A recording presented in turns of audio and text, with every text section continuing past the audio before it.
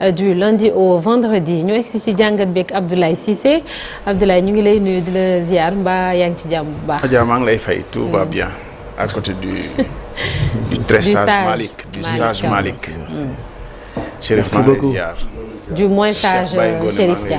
maa ngi lay delloo ziar bu baax a baax Abdoulaye. Chérif c'est un sage. Bourba Jolof. bu ñu paree dinañ la laaj loolu foo ko teg Abdoulaye Cissé. sage la Chérif c'est un sage. réew mi dañ koy jox nopp de. kan ci. Chérif c'est vrai ñu koy nag da ngeen di jaay ginaar bu muy mbëkkee de l'état laa lay wax nii gars yi dañ koy jox nopp. yéen a ngi koy jaay de. yaa xamul Chérif rek waaye di mën a lijjanti ci réewum Sénégal mii. lu tax muy xoggaliku. li mu jotoon a fuuy mu ciy yokk. ci ñi gis nga ko muy lewetal kanam. ñi ndegeñ réew mi bokk na ci de. les personnalités les plus influentes du pays. bokk na ci. bu ci kanamee tuuti dinañ ko testé ci kanam xool ndax loolu wér la merci El Hadj Malick alors Abdoulaye.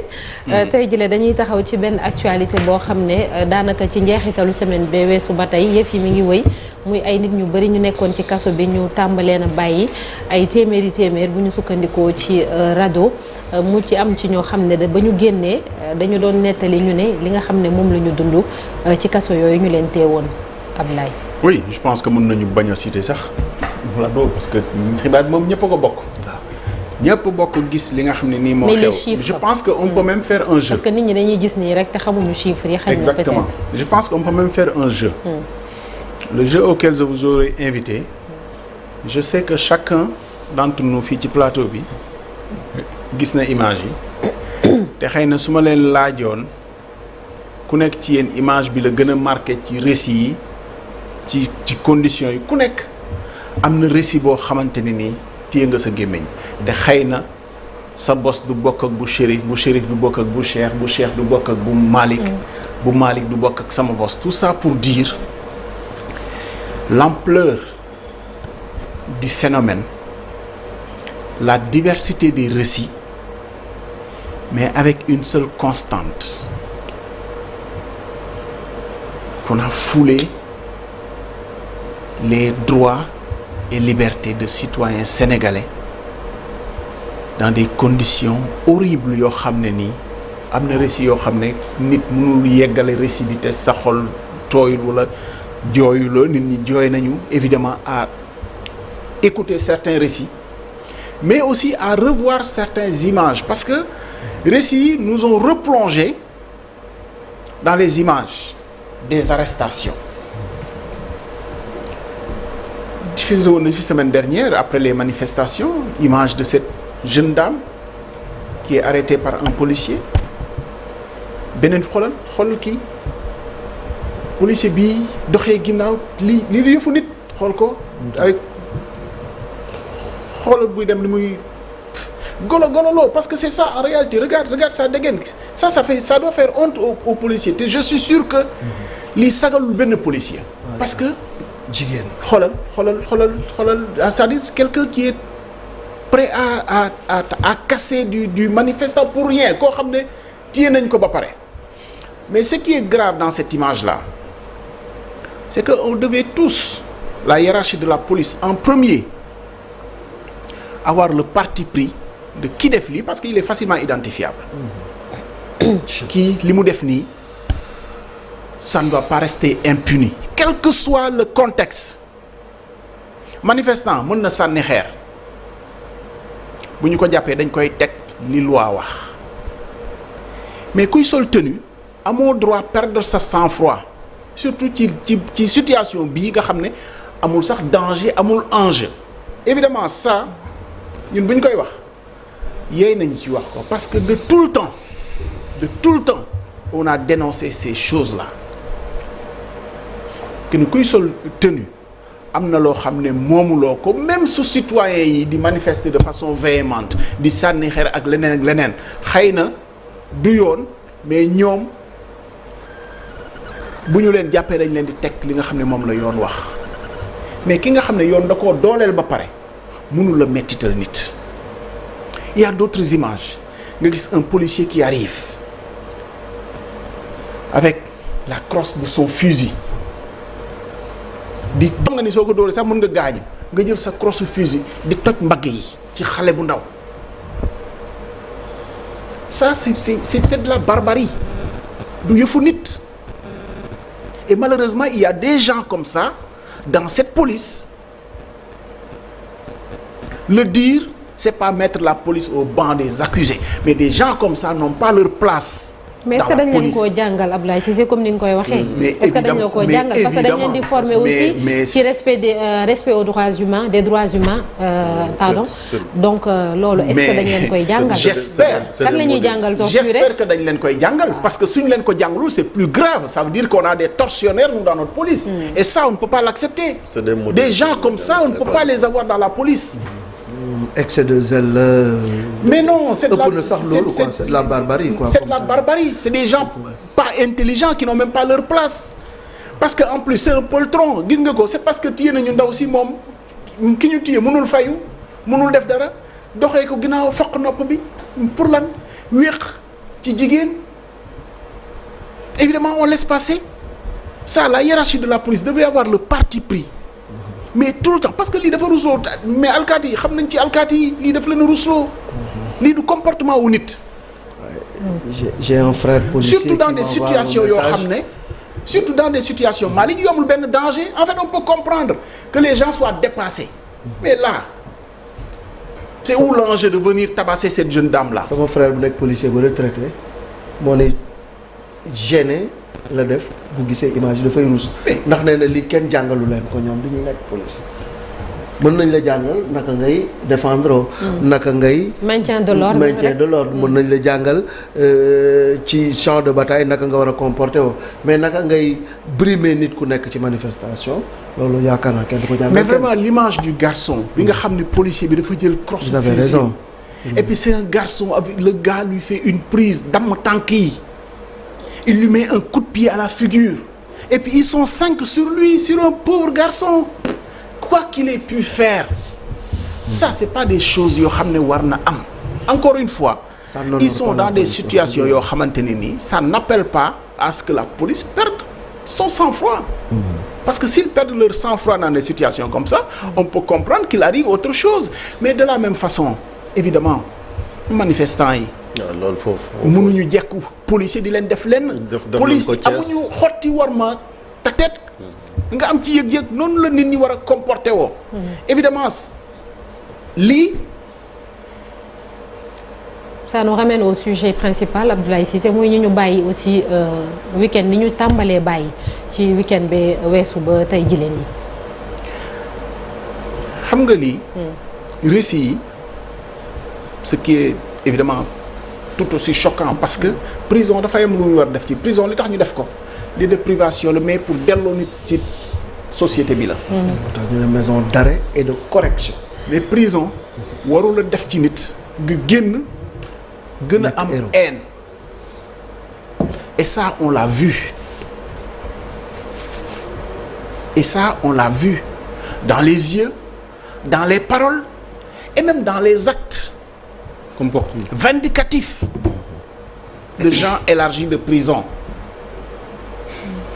léeg-léeg ñu wax sax ba saalit am na ñoo xam ne jooy moo nekkoon seen moment boobu mais bu ñu giifee am na loo parce qu'on les a vus tous défiler sur les plateaux après évidemment c'est des moments yoo xam ne psychologues yi xam nañu ko heureusement d'ailleurs que docteur Babacar Niang et peut-être d'autres proposent un suivi parce que xam nañu choc traumatique yooyu am na ñoo xam ne sur le champ la leen koy def am na ñoo xam ne mënuñoo woon a wax bi ñu génnee nit ñi bokkuñu yem. am na ñoo xam ne mën nañu génnee li nekk ci ñoom tout de suite mais am na ñeneen ñoo xam ne influence su sax gis des images comme ça gis ko mooy réveiller quelque chose en eux. et malheureusement et les drames sociaux derrière aussi toutes ces histoires. mais est-ce qu'on se rend compte et encore une fois on est constant ici. kenn mësuñu fi mën a gëmloo ni ñun entre ñun sénégalais il y a des nangam il y a des loolu waxi politicien la on se rappelle de cette loi là Sénégal war na ñoo toll fu ñuy demee di xët-xëti di tëgg loi boo xam ne dañu ko jublu ci des gens qui participent à une manifestation non autorisée on les qualifie de terroristes réew mi war naa toll foofu tu participes à une manifestation noonu on te prend mais on te met en garde à vue on te libère. oui ku song ab bis nag ku song bis waaye nit nekk faatu loolu quand on te traite de terroriste c'est le mot. on ne fait pas une loi pour des cas particuliers. kan moo fi wax song dans cette affaire aussi on a vu des gens yoo kan moo fi wax song bus. taal bus kan nga gis mu xaw a sax xaw a jege justifié wala layal. ku song bus sànni non oui mais bon ñooñu su amee ñooñu su amee. bi Antoine Diome demee foofu en tant que ministre de l'Intérieur sur place am na ñu jóg doon douter di attention Chérif c'est deux choses. jóg di douter dans les premiers moments. on peut les rappeler ñi ko def non je pense qu'il faut quand même leur accorder ça. ils ont eu des doutes ils l'ont exprimé mais quand même. gisu man fàttalikuwuma nit après confirmation et les témoignages sur le coup les gens on peut les citer entre autres c'est Mimi Touré qui a fait un tweet comme quoi les gens sont entre autres mais gëwuma man ni nit mën naa layal songu bus mais encore une fois suñu arsenal judiciaire soxlawul woon sax ñu koy compléter on parlait quand même mais loolu yëpp li ko indi mooy on est dans l'excès des deux côtés c'est-à-dire que affaire bi du opposition du pouvoir c'est-à-dire réew mi moo toll ci xët-xët yoo xamante ne ni dara indiwu ko nag lu dul aussi c'est-à-dire le pouvoir qui n'a pas permis les respirations démocratiques loolu mooy dëgg mais on a oublié la marche de samedi nit ñi marche nañ fi samedi une grande mobilisation le dimanche tout le monde a oublié qu'il y avait une marche kañ la fi gëj a am kañ la ñu fa gëj a permettre nit ñi ñu dox seen dox gis nga lii li muy indi nit ñi li muy jur ci seen biiri xol nañu moytu di gargariser wu on est une société tolérante on n'est pas du tout tolérant ça il faut oser se regarder les yeux dans les yeux li ñu def nii yàgg na et fort opportunément il y a des images fort opportunément il y a des images et témoignages des événements de 94 les policiers 94 évidemment kenn rafetluwul rey ay policiers mais fort opportunément des témoignages de gens qui avaient été pris dans le cadre de cette enquête qui racontent les sévices les tortures qu'ils ont subies loolu bu fi nekkee depuis 1994 nekk fi dans les lieux de privation de liberté dans les lieux de garde à vue par la police war nañu xoolaat suñu bopp parce que c'est comme ça qu'on sème les germes de la division entre nous parce que haine boobu kenn attanulu ko sa morom parce que ñi ko def El Hadj Malick yëg-yëg lañu amul ci doomu Adama te loolu man dem naa bu yàggul ci barab boo xam ne day xam naa liy haine notamment en Israël et la bande de Gaza ñooñu mënatuñoo am jàmm ci seen diggante évidemment Israël travaille aujourd'hui à détruire cette bande de Gaza destruction assumée pour réimplanter les gens ailleurs et contrôler la réimplantation ba li ñuy li ñu tuddee ñoom tunnel yeeg yooyu duñ ko mun a defati pour berte leen mais xamuñu ni ñooñu ñuy tuxal ñooñu la ñu rey seen papa ñooñu la ñu rey seen yaay te ñooñu foo leen mën di yóbbu loolu la ñuy dundee te loolu moo tax foofu illusion wu paix sax mënu faa am mais fii li indi lii nag libération yi bokk na ci naan décrispation moo gars yi dañuy wax woote jàmm comme ailleurs am na fa mais on a vu les gens ont tourné la page dëkk yi nga xamante dem nañ ba sax guerre civile Sénégal yàlla musal nañu ba jurul guerre civile mais buñ bëggee aussi jubóo googu il faut qu'on tourne la page même si dañ ci war a jàngat. On est dans notre hypocrisie légendaire sénégalaise. C'est de l'hypocrisie. Tu crois que ça, on a fait la paix? Franchement? Non, si. Non, mais vous croyez que là... Non, attendez. Non, franchement, il faut qu'on arrête. Il faut qu'on arrête. L'analogie est très proche. Dialogue et dialogue politique. Franchement, c'est pas politiquement qu'on règle ces questions-là. D'ailleurs, qu'est-ce qu'on fait justement des drames sociaux là derrière ces emprisonnements? Des gens qui ont perdu et qu'on libère comme ça et qui sont partis. Des gens yoo xam ne ni ñoo doon fay seen i loi seen i jabar xamuñu fu ñu nekk. Tous ces drames là mais nga yaakaar ni parce que on les a élargis de prison. ça y est c'est réglé. Mais il faudrait bien commencer. Il faudrait bien commencer Abdoulaye d'abord de la libération de ces gens parce que évidemment parce que évidemment le pouvoir qu'il a fait bi leen fa dugal moo leen fa génne mais xam nga lan moo important lii su amee c'est parce que gis nga président de la République mën na joxe dépense bi c'est-à-dire ni ñi xam ni lii la bëgg mais président nekkul sur le terrain di dóore lii su amee c'est parce que am nay alkaati yu deful seen liggéey lii su amee président bi interdire ay manifestation xëy na joxewul recette bi c'est parce que dafa am ay fonctionnaires yoo xam ne nii ña nga cay def li mu bëgg lii su amee c'est parce que dans les lieux de privation am na ay fonctionnaires yoo xam ne aussi defuñu li ñu war a def te pourtant ñiy bañ ñu ngi bañ ba léegi on a rappelé ici on a célébré dernièrement au mois de mai les 50 ans de la mort de Oumar Blondin Diop le juge Moustapha Touré dafa bañ li ñu ko bëggoon a defloo bi mu bañee dañu ko wàccee mais au moins pourtant ay moromi juge am ñoo def li mu bañoon moom mais xëy na siggil na tey descend alkaati bi ñu wane nii léegi lan nga bëgg ñu jàpp ci moom même s'il restera un illustre anonyme lan ngay jàpp ci moom. pourtant nag j'ai envie de rendre hommage. parce que l'image là elle est symptomatique de quelque chose gis nga alkaati bi téye ndaw si. ba léegi pourtant moom dóorul ndaw si. dóorul ce qui veut dire que xaaral Cheikh c'est important. xam nga alkaati bi téye ndaw si. dóorul ndaw si. jiital na ko à la fin de l'image. alkaati bi sax daf ko jox ñeneen ñi ko yóbbu ci oto bi. ba maxu ko dóoru ko j'aurais aimé qu'on laisse l'image jusqu'au bout. da koy transmettre ay nit. on te loolu termine pourtant mais mën na nekk. Ablaye on termine avec ce point nga jàpp ne ñu bëri bu ñu duggee ci kaso bi li ñu fay dund bu ñu génnee loolooy tax ñuy radicaliser wu. et puis bon ñu wax yi tamit ni am na yeneen dëkk lu mel ni France bu ñuy xeex terrorisme je donne un exemple dañuy faral di wax ni ñu ci bëri ci biir milieu carcéral bi la ñuy radicaliser wu. mais c'est une réalité et cette réalité là a pourri les prisons dans les pays développés. Guantanamo kan moo fa génn te radicaliser wu dans les prisons. La France a fait cette erreur là prison la ñu bëri parce que prison ci la ñu bëri di amee spiritualité ah. Ouais. Et puis tu rencontres quelqu'un qui est dans qui va t'endoctriner. dugal la ci loo xamante ne nii le contraire. de li nga waroon a am li prison waroon def ci yow moom lay def ci yow. évidemment faut pas qu'on sème les germes de cette radicalisation là et de cette destruction de notre société parce que 1000 personnes dans ces conditions là dans la société. Sénégal attanu ko te ne ñuy waxante dëgg.